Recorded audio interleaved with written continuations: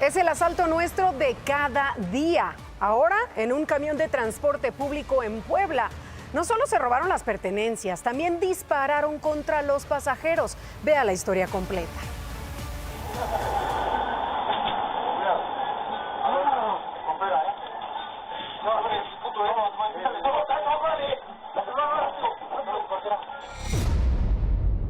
Así fue como dos sujetos atracaron un camión de transporte público de la Ruta 27 en plena capital de Puebla.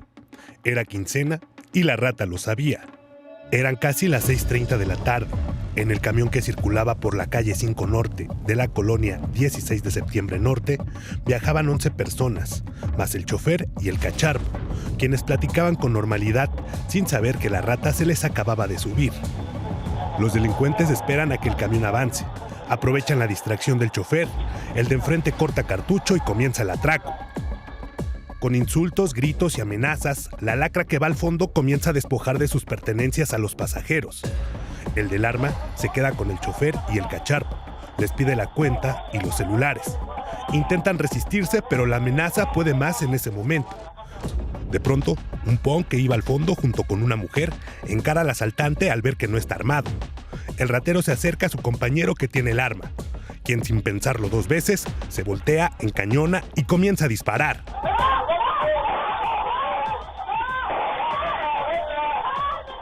El ladrón dispara en 2 ocasiones dentro del camión, hiere al acompañante del punk y a otra mujer. Más personas se suman para tratar de detenerlos. Bajan a perseguirlos. Otros se quedan dentro del camión, se van al piso al ver que el ratero sigue disparando desde abajo. Todo se vuelve un caos. Una de las balas también le da al cacharpo, que se bajó a perseguirlos. En el camión el miedo y la confusión permanecen. Los heridos esperan que lleguen los servicios de emergencia. Solo se ve llegar a policías en motos. Ponerse en riesgo fue en vano. Los delincuentes lograron huir. Tras el asalto se confirmó que 3 personas resultaron heridas y hasta el momento las autoridades municipales de Puebla solo informaron sobre el aseguramiento de un vehículo. Sin embargo, no han dicho absolutamente nada de la detención de los delincuentes. Así iniciamos Imagen Noticias de lunes. Muy buenas tardes, acompáñenos.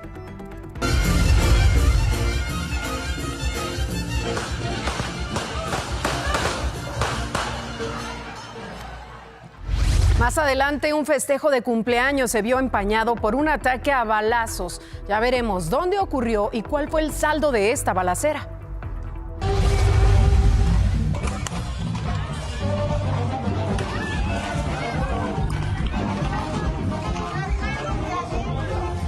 Así terminó ayer la cabalgata en las fiestas del municipio Nuevo Ideal en Durango.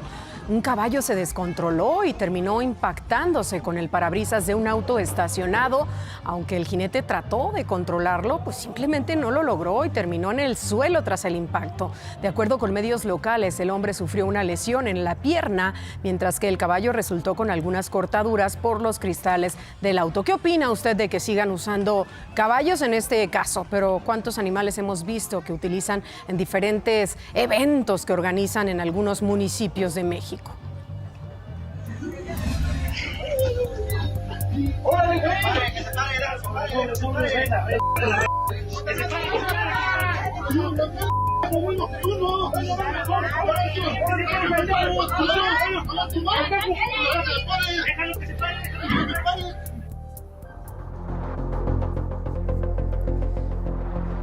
No hay moral ni temor a Dios, ¿está de acuerdo? Iban a una jornada de fe y terminar de esta manera en una pelea campal entre choferes de Guerrero. ¿Sucedió esto? Aquí tiene el reporte completo de lo que ahí pasó.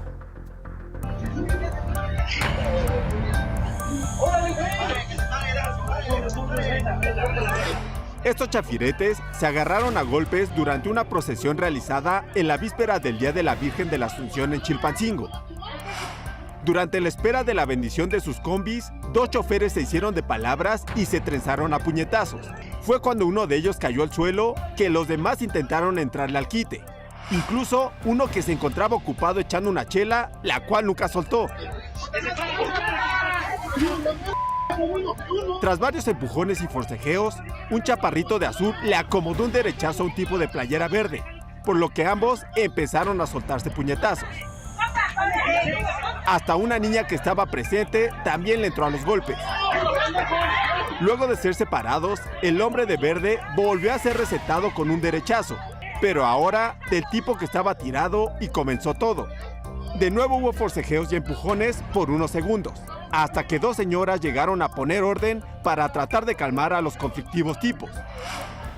Pese a esto, los gallitos seguían con sed de pelea y luego de unos instantes se volvieron a hacer de palabras, pero todo quedó en eso. Al final, cada quien se fue con sus raspones en busca de agua bendita para bendecir sus combis. Esta trifulca ocurrió el viernes en Chilpancingo. No, bueno, le digo, y pese a esta riña, la caravana también tuvo como fin, pues, recordar a los transportistas que han sido asesinados durante los últimos meses. Y es que, mire, entre mayo y junio, al menos 2 choferes y un pasajero murieron tras ataques armados en la entidad. Y ahora vea este intento de asalto que ocurrió en la caseta de Chalco, en la autopista México-Puebla. Un transportista estaba esperando cruzar cuando 2 hombres se acercaron, ahí está el momento, cuando se acercan a él, y lo amenazan. Ahí está, con pistolas, intentan robar la camioneta con la mercancía.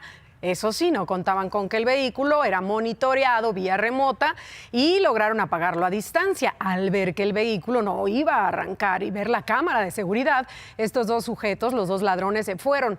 Hasta le regresaron el teléfono al conductor, el celular que le habían quitado, pero ahí los tiene en pantalla, ahí se vieron sus rostros perfectamente, para que tome precauciones si circula por esa zona. Y claro, si usted los reconoce, denúncielos, por favor.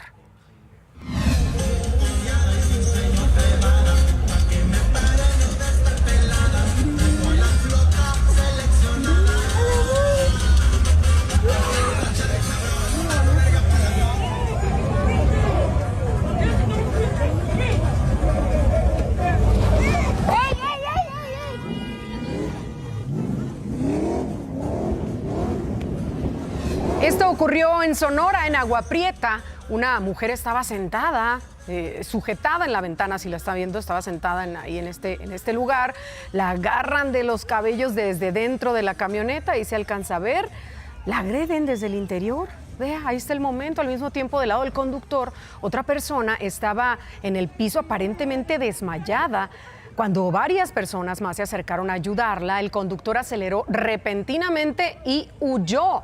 Ahí están las imágenes. La Fiscalía está pidiendo a la ciudadanía que si alguien conoce a los responsables, pues que dé aviso a las autoridades.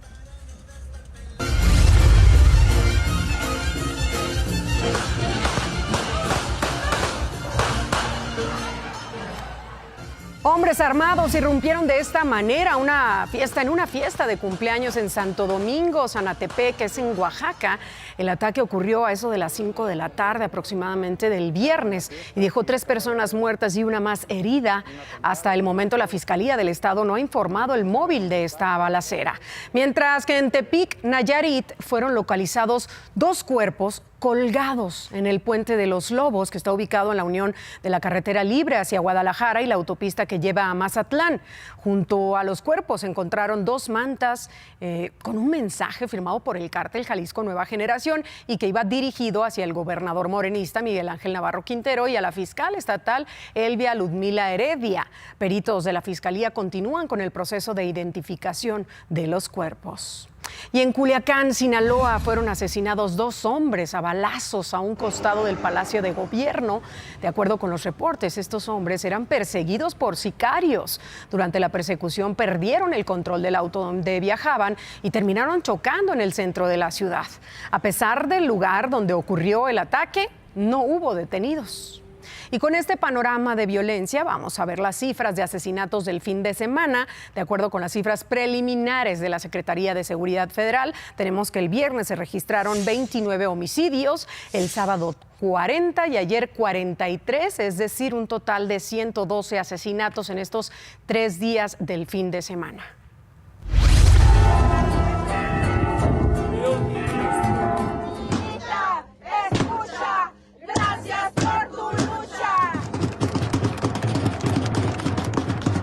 Así fue despedida la madre buscadora Minerva González Roque, mejor conocida como Minita, quien murió tras ser atropellada lamentablemente por un camión de transporte público. Esto sucedió en el centro histórico de Puebla.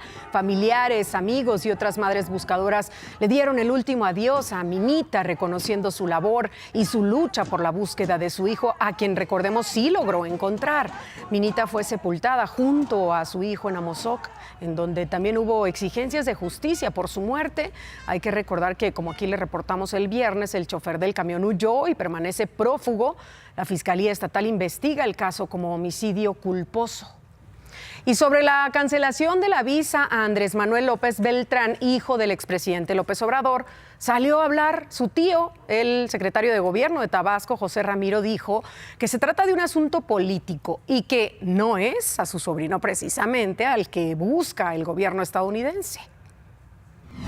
La presidenta de este país lo dijo, este es un asunto político, no tiene que ver con otro tema, ¿verdad? Realmente al que quieren es no al chico, sino al grande. Y mientras todo esto ocurre y luego de su carta dirigida a Donald Trump, que por cierto no ha sido respondida por el presidente de Estados Unidos, Andrés Manuel López Beltrán continuó sus recorridos por los 4 municipios que conforman el Distrito Electoral Federal número 6 de Tabasco. Recordemos que él quiere ser diputado en las próximas elecciones, las del año que viene. Y en más información, vea esto que sucede en Nayarit. Notarios públicos acusan al gobierno morenista de Miguel Ángel Navarro de ejercer presiones sobre ellos para ampliar su control sobre quienes tienen la responsabilidad de otorgar fe pública. De acuerdo con los notarios, la Fiscalía Estatal utilizaría órdenes de aprehensión como mecanismo de presión contra este sector, con el propósito de inhibir su participación en la certificación y formalización de escrituras relacionadas con ejidatarios de la zona de Bahía de Banderas.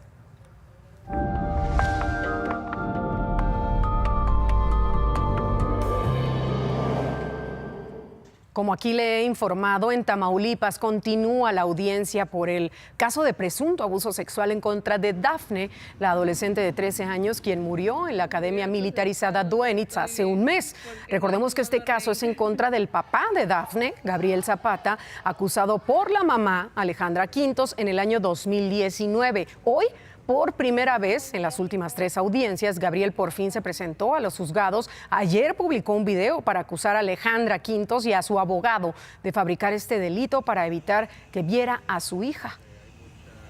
Considero que aquella acusación fue utilizada para impedir que yo conviviera con mi hija. Y considero que debe investigarse a Alejandra Quintos, asesorada porque quienes la representaban participaron en la construcción de una acusación que terminó apartándome de Dafne. Hoy mi hija ya no está conmigo, pero hay algo que ya nadie me puede devolver: los años que perdí con mi hija.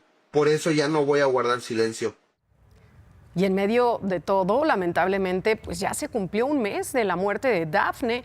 Recordemos que este es otro caso en el que está en curso por el feminicidio en contra de la menor dentro de la academia Duenitz. Tras la misa por el mes de luto, la mamá de Dafne encabezó una marcha para exigir justicia y pedir que todos los responsables de la muerte de su hija sean llevados ante las autoridades. Aquí le he hablado sobre el caso de otra niña, esta de 11 años, y ella resultó embarazada, víctima de una violación, ¿se acuerda? Como le informamos, su padrastro, Sirenio, fue detenido como el principal sospechoso, pues ahora, tras la audiencia inicial, fue vinculado a proceso en Matamoros, Tamaulipas, por el delito de violación equiparada agravada. Además, se le impuso prisión preventiva durante los 2 meses de investigación complementaria que dictaminó el juez. Por lo pronto, yo les comento que hoy fue el primer día del examen de control de la UNAM en la Ciudad de México y Brenda Salas está desde el Palacio de Deportes con los detalles. Entendemos que ya salieron los primeros. Cuéntanos más, Brenda. Hola, ¿qué tal, Cristal? Muy buenas tardes. Te saludo desde las inmediaciones del Palacio de los Deportes, sede del examen de admisión de la UNAM, al que fueron convocados más de 53,000 aspirantes, los cuales se estarán presentando en diferentes turnos desde hoy hasta el miércoles. Por la mañana vimos una fila larga de aspirantes, la mayoría de ellos acompañados por sus padres, algunos entusiasmados, otros nerviosos, otros confiados, pues recordemos que quienes pudieron presentar esta prueba son los que ya habían sido seleccionados aprobados o habían tenido puntajes altos. El primer turno de las 9 de la mañana terminó a mediodía y estos fueron algunas impresiones de los aspirantes. Realmente sí lo sentí un poco más, no difícil, un poco más de pensarla porque sí se vio, apuesto que cambiaron las preguntas, pero nada que no viniera en la guía del examen. Siento que más que nada sí cambiaron una que otras cosas y pues muchas de las cosas que estudié sí venía, pero otras pocas no venía, entonces como que sí me sacó un poco de onda, pero hasta eso siento que no está tan difícil el examen. Yo no tuve problemas técnicos, pero otros sí escuché como que el internet y eso porque fue en computadora. Cristal, según el secretario general de la UNAM, Javier de la Fuente, en este primer turno se contó con la asistencia del 80% de aspirantes, aproximadamente unos 4.200 jóvenes, y se espera que esta cifra se mantenga en los siguientes turnos y en los siguientes días. Los resultados, mencionó, se estarán entregando el último fin de semana de agosto, porque el regreso a clases es el 31 de agosto y señaló que muchos aspirantes que sean seleccionados ya podrán iniciar su curso con normalidad. Por lo pronto el reporte. Vamos a seguir al pendiente. Muy buenas tardes. Gracias, Brenda. Ayer, recordemos, se aplicó el examen en Tijuana, Baja California. Ahí hubo una ausencia enorme de estudiantes, hay que decirlo. 7 de cada 10 aspirantes convocados no estuvieron, no acudieron al primer turno para realizar este examen. Y este fin de semana se realizó aquí en la Ciudad de México la feria Regreso a Clases que organizó la Secretaría de Economía y la Procuraduría Federal del Consumidor. En este lugar se reunieron proveedores de uniformes, mochilas, calzado, papelería, libros y otros artículos. En el sitio de Profeco se pueden revisar otras ferias que se van a realizar en distintos puntos de la República Mexicana.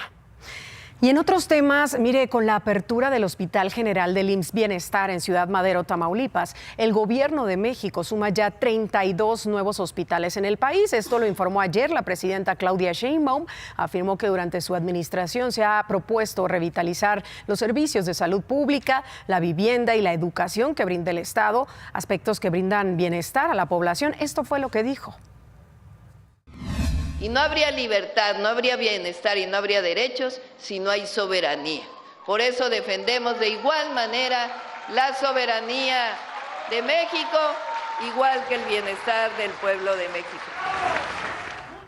En otros temas, el Partido Verde celebró las modificaciones a la Ley de Vivienda de la Ciudad de México que considera a los padres solteros como un grupo prioritario para acceder a programas habitacionales impulsados por las autoridades de la ciudad. El diputado Jesús Sesma explicó que esta modificación permite visibilizar a miles de hombres que encabezan hogares y que asumen de manera individual el cuidado de sus hijas e hijos. Y mire, esta tarde se conoció que el exsecretario de Seguridad de Sinaloa, Gerardo Mérida, dejó la prisión en Brooklyn, donde estuvo 3 meses preso. Recordemos que la Fiscalía de Nueva York lo señala por tener presuntos vínculos con el grupo de los Chapitos y ayudarlos incluso cuando fue funcionario durante el gobierno de Rubén Rocha Moya. Pero, ¿qué pasó con el general en retiro? De acuerdo con el periodista Arturo Ángel, Gerardo Mérida sigue su proceso legal en Estados Unidos, aún estaría en custodia federal, pero alistándose para entrar al programa de testigos protegidos. Apenas el 4 de agosto se había aplazado su audiencia de seguimiento.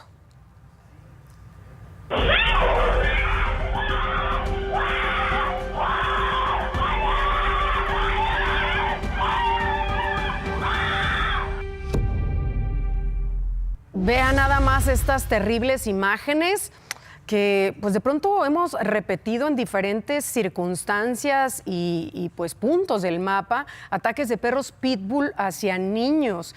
Esta historia y escuchar el grito de que se sentía morir cuando era atacado por el perro y cómo también su abuelita nos relata que se desmayaba y regresaba para volver a sentir ese tremendo dolor. Más adelante tendremos aquí la historia completa, quédese.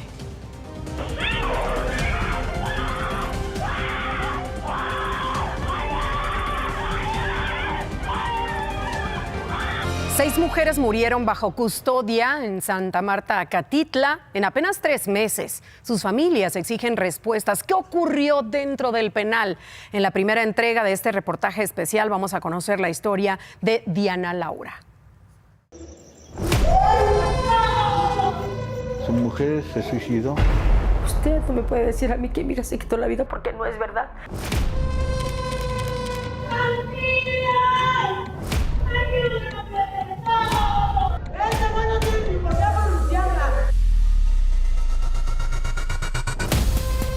¿O te cuelgas tú o qué pedo? ¿O te cuelgo yo? Cada vez me piden más. Eran depósitos, hija, de 500, 1000, 1500. ¿Cómo me la tratan como perro? Ella vivía ahí con miedo, hija. Vivía con miedo.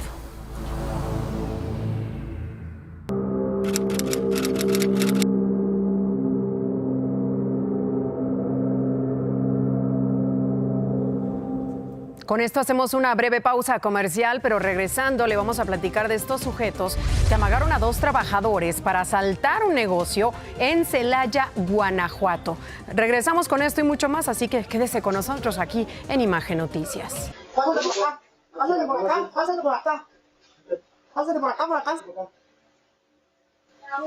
¿Cuál es el chance de mis juegos? Dame oportunidad de buscarlas. Dame chance de buscarlas, pero no se las dejaron ni no las tengo. Vamos a ver cómo. Dame chance de buscarlas.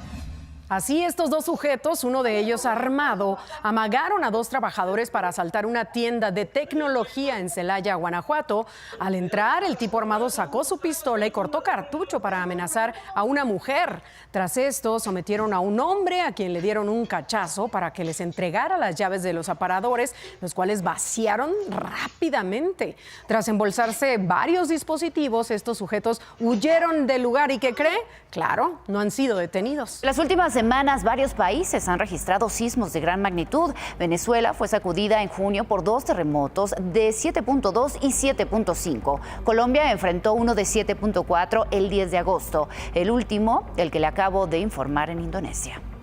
Y en nuestro país también ha temblado. Esta mañana se registró un sismo de magnitud 4.0 cerca de Cintalpa, esto en Chiapas, sin reporte de daños. Afortunadamente, el Sismológico Nacional informó que a un mes del sismo de magnitud 7.4 en Ciudad Hidalgo se han contabilizado 1.782 réplicas. La mayor fue de magnitud 6.5. Hasta aquí la información de nuestro planeta. Cris, regresamos contigo.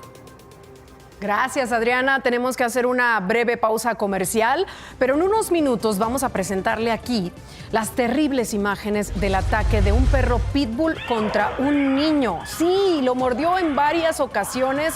La reacción del pequeño, desgarradora de verdad. ¿Qué han dicho las autoridades? ¿Qué dice pues la humana de este perrito? ¿Qué pasó con el perrito? ¿Y cómo está el niño de salud?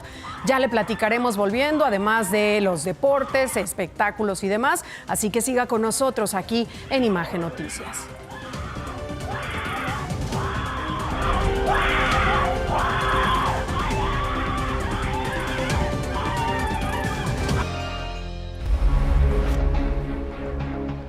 Como ya le había adelantado, un niño sufrió el ataque de un perro de raza pitbull, esto en calles de la alcaldía Iztapalapa, aquí en la Ciudad de México. Vea todo lo que ahí sucedió.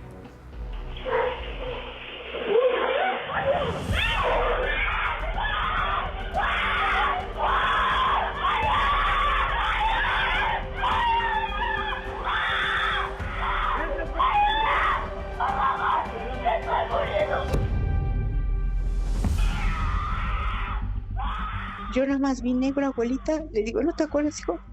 No. Dice, nada más me dolía y veía negro. Y luego volví a abrir mis ojos, o sea, se desmayaba. Eran las 6:21 de la tarde cuando Diego, de 11 años, fue brutalmente atacado por un perro de la raza pitbull en calles de Iztapalapa. Rosa, abuela del menor, contó a Imagen Noticias que los hechos ocurrieron cuando Diego estaba jugando con sus amigos y su hermano menor, José. De pronto, un pitbull se lanzó contra ellos.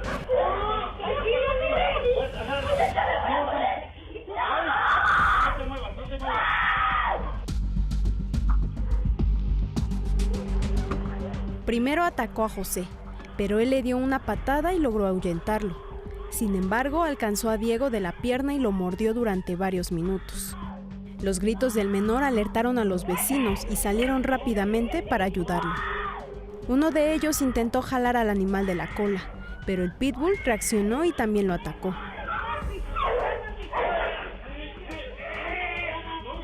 Se lanzó contra él, lo tiró al piso y también lo mordió en la pierna. Los demás vecinos aprovecharon la distracción del perro para resguardar a Diego en su casa. Fueron aproximadamente 8 entre la pierna, que Dios, gracias a Dios, no le agarró nada de sus partes íntimas. Rosa aseguró que la madre del menor denunció los hechos ante la Fiscalía de Iztapalapa, pero al mostrarle a un juez cívico las fotografías de las heridas del menor, le respondió que no eran graves y que por lo tanto tardarán un mes en llamar a comparecer a la dueña del perro. Ellos saben muy bien, la vecina, que su perro es agresivo, o sea, tiene 4 o 5 perros, pero que no, ellos como los tienen amarrados, maltratados, dicen que ya había atacado a 2 que 3 personas. Pero la situación no terminó ahí. La familia exigió a los dueños del perro hacerse responsables de los gastos del pequeño, pero aseguran que solo recibieron amenazas y que al lugar llegó la policía, pero dijo que no intervino para auxiliarlas. Está amenazando a la señora que según que todos los que fuimos a quejarnos por el perro Pitbull que mordió a mi nieto, que se la vamos a pagar.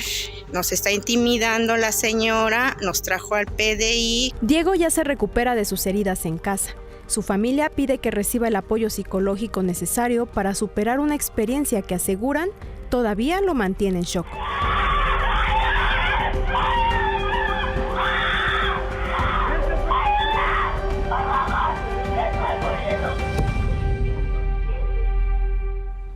¿Qué ha pasado con este perro Pitbull? La familia de Diego aseguró que ya lo sacrificaron. La dueña del perro fue identificada como Elda Nayeli Santillán y será un juez quien decida pues, cómo le hará para cubrir todos los gastos que se generaron, los gastos médicos de este pequeño. Y otro ataque de un perro de raza Pitbull se registró en el paradero del Metro Indios Verdes en la alcaldía Gustavo Amadero, es al norte de la Ciudad de México. Lamentablemente la persona murió durante este ataque. Se trata de un hombre de 50 años, quien según algunos reportes vivía en la calle. Testigos aseguraron que la víctima habría molestado al perro amarrado en los pasillos del andén K de este paradero. Esto al parecer provocó la furia de este perro, que se le lanzó directo contra el cuello. La persona no resistió las mordidas y quedó tendido en pleno andén. La Fiscalía Capitalina está investigando este caso, mientras que el animal fue trasladado y quedó bajo resguardo de la Brigada de Vigilancia Animal. Vamos con la emergencia que continúa en Colombia. Hoy la presidenta Sheinbaum informó que 2 mexicanos fallecieron por el terremoto de hace una semana ya.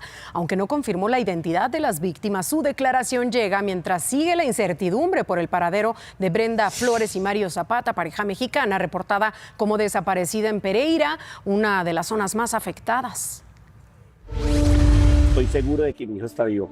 Hijo, te amo. Y el domingo te vas a estar casando. Y si no es el domingo, va a ser en 8, 15 días, pero vas a estar ahí, hijo. Hijo, donde quiera que estés, aguanta. Aguanta lo que tarde para sacarte. Aquí mucha gente te ama, muchísimo. Es lo que ocurre en este momento en el... Don Hernán, toda nuestra solidaridad. Aquí le mostré la historia de Juan Felipe, un joven de 24 años quien iba a casarse ayer con su novia, con la que tiene un bebé de 2 años. Desde el día del sismo, su padre viajó de Bogotá a Pereira, donde Juan había llegado por trabajo. Este fin de semana, lamentablemente, su cuerpo fue hallado entre los escombros del hotel. Hasta aquí este espacio informativo. Muy buenas tardes, provecho. Se quedan con mi querido Gustavo Adolfo Infante y su gran equipo en De Primera Mano con la mejor información del showbiz de los espectáculos.